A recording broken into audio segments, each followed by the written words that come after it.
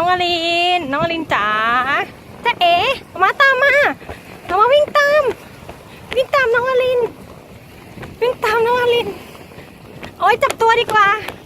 จับตัวน้องอลินดีกว่าจับตัวน้องอลินดีกว่า